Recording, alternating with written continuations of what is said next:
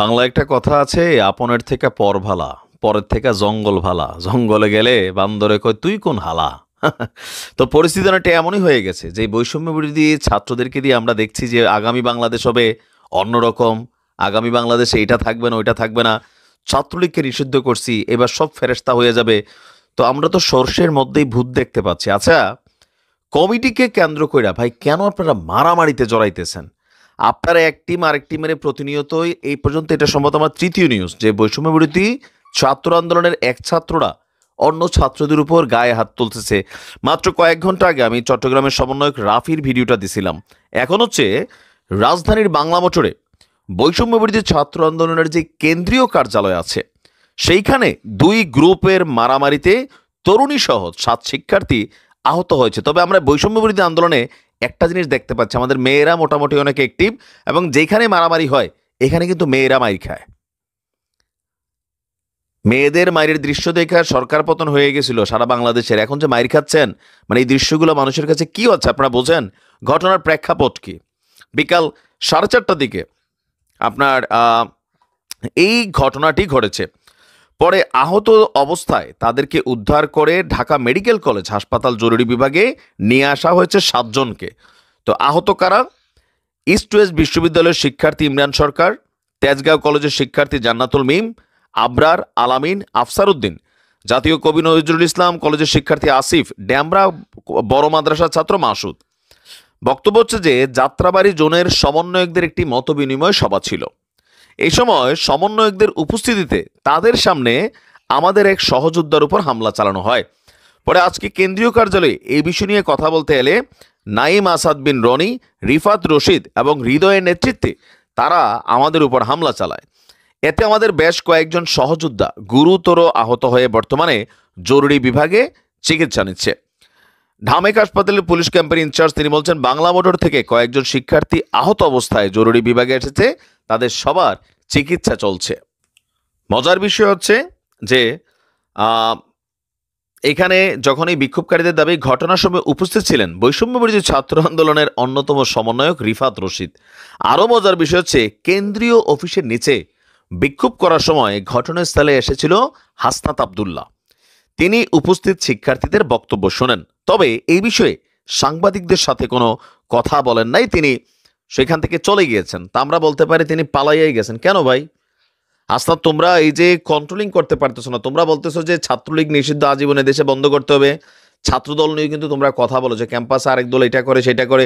তো তোমরা তোমাদের যেই ক্ষমতা, তোমাদের যেই কি বলে যে একতা, সারা বাংলাদেশকে জাতীয় ঐক্য তোমরা চাচ্ছ, নিজেদের মধ্যে কি ঐক্যটা ধরে রাখতে পারছো?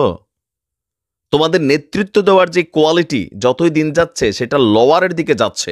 শুধুমাত্র বজ্রকণ্ঠে মোটা গলায় কথা বলা আর নেতৃত্ব দেওয়া দুই জিনিস। তোমাদের বিরুদ্ধে সমন্বয়কদের আস্তে আস্তে কিন্তু বিভিন্ন জায়গায় নানান ধরনের বক্তব্য আসছে, অনেকে বলে না, আবার গণমাধ্যমে তো ওইভাবে এটা প্রকাশও করে না। তবে যতটুকু আসছে আমার কাছে মনে হচ্ছে মিসম্যানেজমেন্ট। তরুণদের উপর ভরসা রাখতে হবে। তো তরুণরা তো একটা কমিটি সারা বাংলাদেশে এখনো মানে নিজেদের সমর্থক, আমরা যদি বৈষম্য বিরোধী কমিটি ধরি 20টা 30টা 40টা কমিটি হয়েছে, কিন্তু 70 to 80% জায়গায় এই ঝামেলা। চট্টগ্রামে এই ঝামেলাই ছিল কিন্তু কমিটি। তো এই কমিটিগুলোতে আসলে কি আছে? ছাত্রলীগের সময় টেন্ডারবাজি ছিল, উপরের লেভেল থেকে পয়সা নামতো, তদবির বাণিজ্য ছিল, চাঁদাবাজি ছিল। তো তোমাদের কমিটিগুলোতে আসলে কি হচ্ছে যে এক গ্রুপ আরেক গ্রুপের সামনে যেয়ে পড়তেছে, আবার নিজেরা নিজেদেরকে পিটাচ্ছে, মারামারি করতেছে, আবার কোনো কিছু হইলে কি বলে যে এটাতে অনুপ্রবেশকারীরা আছে। আরে বাবা, অনুপ্রবেশকারীরা তোমরা দেখা কমিটি ঢুকাও নাই, তোমাদের এই জোনগুলো দেখা হচ্ছে না? সকল কিছু মিলাইয়া এই যে হাজার হাজার ছাত্র আজকে আহত, শত শত ছাত্র জীবন দিছে, জনতা জীবন দিছে, তাদের রক্তের উপরে দাঁড়াইয়া তোমরা আজকে কি দেখাচ্ছ? মানে কি হচ্ছে বাংলাদেশে এই মুহূর্তে? আমাদের সমন্বয়কদের আরো সচেতন হইতে হবে, নিজেদেরকে পলিটিক্যাল জায়গা থেকে বের করতে হবে, আর পলিটিক্স করলে আরো শক্তভাবে সবকিছু করতে হবে। অনেক মানুষ এগুলোর জন্য কিন্তু জীবন দিছে, কথা বলছে। তো তোমাদের এইসব দৃশ্য দেখা ছাত্রলীগ, যুবলীগ, আওয়ামী লীগ কিন্তু রিয়েক্ট দেয়। আমি দেখছি কমেন্টে, আলহামদুলিল্লাহ ভাই এনেছে না, তোমরা একজন একজনের পিটাইয়া হাসপাতাল পাঠাচ্ছ রে ভাই, তো ছাত্রলীগের থেকে তোমরা কি কোনো অংশে কম? অবশ্য তোমরাও সাবেক ছাত্রলীগ, এখন খুঁজলে দেখা যাবে যে এরকম 2-4টা পাওয়া যাবে। দেশে আসলে কি শুরু হয়ে গেল আমরা কোনো কিছু বুঝতে পারছি না। সমন্বয়কদের উপর কেন এত গোস্বা বা ক্ষোভ? তবে আওয়ামী লীগের গোস্বা থাকবে, এটাই স্বাভাবিক। সাজানো বাগান সাম্রাজ্য তছনছ হয়ে গেছে সমন্বয়কদের একটা কি বলে যে আহ্বানে। দর্শক, আজকে চট্টগ্রামের যাকে টাইগার বলে আমরা গত 6 মাস জানতাম, তার নাম হচ্ছে সমন্বয়ক তালাত মাহমুদ, সম্ভবত তালাত মাহমুদ রাফি। চেহারা দেখে নিশ্চয়ই চিনতে পারছেন। বাঘের মতন তিনি গর্জন দেন, কথা বলেন। ইভেন এই শেখ হাসিনা সরকারের পতনের পেছনে চট্টগ্রাম জোনে ব্যাপক ভূমিকা রেখেছেন এই তালাত মাহমুদ রাফি। কিন্তু দিন শেষে সম্ভবত যুবলীগ অথবা আওয়ামী লীগ অথবা ছাত্রলীগ, এই তিনো টিমের কোনো একজন তাকে প্রচণ্ড মেরেছে। আর এই ঘটনায় একজন অলরেডি গ্রেপ্তারও হয়েছে। আমরা সর্বশেষ যদি আপডেটটা দেখি, যেখান থেকে তথ্য আসছে, আমাদের বৈষম্যবিরোধী ছাত্র আন্দোলনের নির্বাহী কমিটির সদস্য মোহাম্মদ রাসেল, তিনি ঢাকা পোস্টকে বলেছেন, গতকালকে রাউজান উপজেলা অডিটোরিয়ামে আমাদের প্রোগ্রামে আব্দুল্লাহ আল হামিম নামক একজন এসে রাফির কাছে কিছু প্রশ্ন করেন। এ সময় হট্টগোল শুরু হয়। পরে হট্টগোল থেমে গেলে অনুষ্ঠান শান্তিপূর্ণভাবে শেষ হয়। এরপর হামিমকে থানায় নিয়ে যায় কয়েকজন শিক্ষার্থী। পরে শুনেছি মামলা হয়েছে। তো তার বক্তব্য হচ্ছে, রাউজানে একসময় আওয়ামী লীগ নেতা এবং সাবেক সংসদ সদস্য ABM ফজলে করিম চৌধুরীর রাজত্ব ছিল। তার ক্যাডাররা ছদ্মবেশে অনুপ্রবেশ করে এই রাফির উপর যে হামলার অভিযোগ সেটা হয়তো আপনার ঘটিয়েছে। চট্টগ্রামের রাউজান উপজেলায় বৈষম্যবিরোধী ছাত্র আন্দোলনের সমন্বয়ক আপনার খান তালাত মাহমুদ রাফি এবং বৈষম্যবিরোধী ছাত্র আন্দোলনের নির্বাহী কমিটির সদস্য মোহাম্মদ রাসেল আহমেদের উপর হামলার অভিযোগে মামলাও হয়েছে। 21শে জানুয়ারি রাউজান থানা পুলিশ মামলাটিকে রেকর্ড করেছেন। মোহাম্মদ বিল্লাল নামক একজন বাদী হয়ে থানায় এজাহার জমা দেন। এরই পরিপ্রেক্ষিতে মামলাটিকে রুজু করা হয়। মামলায় আব্দুল্লাহ আল হামিম নামক একজনকে গ্রেপ্তার দেখানো হয়েছে। ঘটনার বিষয়ে একাধিকবার জানতে খান তালাত মাহমুদ রাফিকে একাধিকবার ফোন করা হলেও তিনি ফোন রিসিভ করেননি। তবে রাসেলের বক্তব্য ছিল একটু ভিন্ন রকম। এখন আপনাদেরকে একটু ব্যাকগ্রাউন্ডে নিয়ে যাই। গেল কয়েকদিন আগে আমরা দেখেছিলাম চট্টগ্রামে এই কমিটি গঠনকে কেন্দ্র করে রাফি এবং রাসেল সহ আরেকটা গ্রুপের মধ্যে সেখানে উত্তেজনা তৈরি হয়েছিল, যেখানে হান্নান মাসুদ সেও গিয়েছিল এবং তাকেও সেখানে মেরেছে।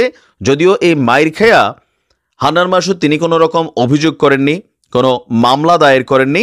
বিষয়টা তিনি নীরবেই হজম করেছেন। দুই কারণ হইতে পারে। এক হইতে পারে তিনি এত বড় একজন সমন্বয়ক নেতা, তিনি মাইর খেয়েছেন, বিষয়টা লুকাই রাখছেন, এটা মান সম্মানের বিষয়। অথবা ওই ঘটনায় যেখানে ডট গ্যাংকে কানেক্টেড করা হয়েছে, যে ছাত্রলীগের এক সময় তারা মানে সাবসেক্টর হিসেবে কাজ করছে, সম্ভবত এরা তাদেরই সদস্য। কারণ আমরা যে ফুটেজ দেখেছি, রাফির দিকে আঙ্গুল উঁচিয়ে একটা ছেলে যেইভাবে গেছে, সে তো ভাই বৈষম্যবিরোধী ছাত্র আন্দোলনের কেউ না কেউ। কারণ ছাত্রলীগ তো আর ওইখানে ঢুকতে পারে না, তাই না? তো আজকে রাফির মাইরের বিষয়টাও তিনি বিষয়টাকে নীরবে হজম করছেন। কিন্তু আমরা জানতে চাই কেন। বিষয়টা হচ্ছে এখানে কি এই যে ABM ফজলে করিমের সদস্যরা আওয়ামী লীগ অনুপ্রবেশ করে মাইরা গেছে এরকম একটা ট্যাগ দেওয়া হচ্ছে, নাকি আসলে নিজেদের মধ্যেই কোনো না কোনো কর্মীর হাতেই তারা মাইর খেয়েছেন? বা রাফির উপরে যে হামলা হয়েছে আব্দুল্লাহ হিল হামিম, তিনি কি বৈষম্য বিরোধী আন্দোলনের কেউ? আবার রাসেল বলছিল ওইখানে যে ঘটনা হয়েছে সেই ঘটনায় মামলা হওয়ার মতন কিছু হয় নাই। কিন্তু আমরা একটা জিনিস বুঝি না যে এত বড় ঘটনাগুলোর পরে মামলার বাদী হয়েছে এখানে আরেকজন। রাফি কেন নিজে মামলার বাদী হইলেন না? রাসেল কেন বাদী হইলেন না? আরেকজন গিয়ে বাদী হয়েছে, এখানে মামলাটা দায়ের করছে। সমন্বয়কদের আসলে নিজেদের মধ্যে যে দ্বন্দ্ব, কমিটি, ক্ষমতা ভাগাভাগি নিয়ে, এগুলো কিন্তু যত দিন যাচ্ছে তত স্পষ্ট হচ্ছে। এরা একে এখন অন্যের বিরুদ্ধে কোথাও না কোথাও ছাত্রলীগ আওয়ামী লীগ অনুপ্রবেশকারী ট্যাগ দিয়া মামলা করার ঘটনা ঘটছে। আপনারা যদি এই ঐক্যটা ফাটল ধরাই ফেলেন, এই যে কালকে দেখছি আমরা চাঁপাইনবাবগঞ্জে, দেখছেন না, আমি নিউজটা দিছি, মোটরসাইকেল দিয়ে এসে 6-7 মোটরসাইকেল দিয়ে এসে হঠাৎ করে ধরে নিয়ে কিন্তু মাইর দিয়ে গেছে। আজকে রাফিরে এরকম ঘটনা ঘটছে। এগুলো কিন্তু হবে। তোমরা নিজেরা ভেঙে গেলে ছাত্রলীগ যুবলীগ আওয়ামী লীগ মারবে, এটাই কিন্তু বাস্তব। আর ছাত্রলীগ তো নিষিদ্ধ করা হয়েছে সন্ত্রাসী সংগঠন ট্যাগ দিয়া, সো তারা সন্ত্রাসী কর্মকাণ্ড করবে। আবার যেখানে ছাত্রলীগ পাচ্ছে, কেউ পরীক্ষা দিতে আসলো তাদেরকে গ্রেপ্তার করাই দেওয়া হচ্ছে, সবাই ধরে নিয়ে থানায় দিচ্ছে। সো এগুলো থেকে তো একটা মানসিক শত্রুতা তৈরি হচ্ছে। সমন্বয়কটা একটু সাবধানে থাকা উচিত। আর নিজেদের মধ্যে যে ফাটল ধরে গেছে সেটাকে কিন্তু মীমাংসা করা উচিত, নয়তো পরিস্থিতি এরকম কিন্তু ঘটতে থাকবে। আমরা চাই ঘটনার সুষ্ঠু তদন্ত হোক।